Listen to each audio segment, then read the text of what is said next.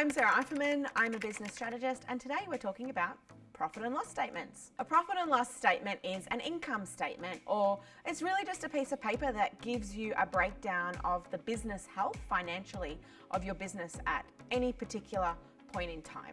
They're used a lot in lending spaces or in relation with an accountant or a business manager to see whether the business is actually tracking for profit. Always you need a profit and loss, whether your business is tiny, micro, or super large.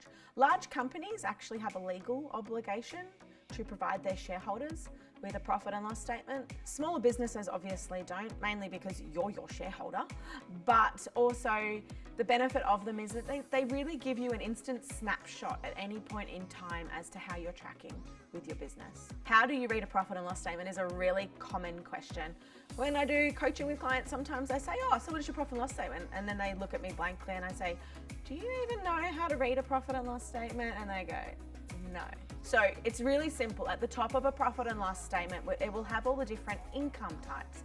Now you might have a range of income types in your business and they'll be categorized in that. So you look across them and you see what they are. What I should also say is that a profit and loss is done over a time period. So it's usually for that financial year, or you can customize it for a 3-month period or a 1-month period. And so it's important that the time period is relevant when you're reading a profit and loss. So then you would go into the income, you'd look at the different incomes, you'd see how much income had come in and whether that income matched what you thought had happened. Then you have what are called direct costs, or things that are related to the direct production of that income. So if you have a manufacturing business, the costs of manufacturing those goods is a direct cost. If you have a trade business, the labor and the materials are a direct cost. So they'll be deducted from the income. And then what you'll have left is a profit amount, what you've made as an income to date. Underneath that, you'll have operating expenses, and they can be accounting, they can be bookkeeping, it can be telephone, internet, website, vehicles, petrol. It will also potentially have your directors or your wages and any superannuation or retirement requirements in there. And it can have once-off expenses too, like depreciation. If you buy something and you depreciate the value of it and you write that off on the tax for the year. It will include interest, if you're paying any debts or facilities. So they're the operating expenses of your business. They're the things that cost you to run a business. So they're not directly related to the manufacture or the production of your goods or your service, but you can't run the business without spending money. Another one is traditionally marketing costs. They fall into the operating expenses of the business. So at the end, you'll have net profit, and that's the profit amount before tax of what your business has made. And if it's in black or a positive number, that means you've made money. And if it's in red and or has a negative number, that means you're not making any money and you've lost money. The benefit of that knowledge tells you if you started your bank account with XYZ in it and you've spent all of this money and now there's $0 in your bank account, you know exactly why. And then you can decide how do you move forward.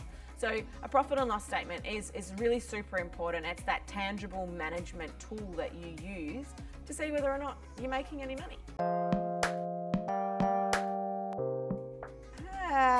Well, if you like to ignore your profit and loss statement, as most business owners do, nothing necessarily happens. But that's the point. Nothing happens. Nothing. You don't get anywhere because nothing is happening, because you don't know how to get anywhere, because you don't know how much money you've got to spend. You don't know where you're spending it. A key foundational piece that I seem to see with most businesses is that they think that they've got their profit margins set correctly, but they aren't allowing for the operational expenses because they don't know what they are. So they know that they exist, but they haven't recognized how they fit into the formula. And so when they quote their jobs, they might be quoting 20, 25% profit margin. And then you take out the operational expenses and they've got 0 profit margin. So a common question is how does a small business owner control or write or manage a profit and loss? So realistically, again, you can use a basic Excel spreadsheet. It's the income flows of what comes in and what it costs you to trade.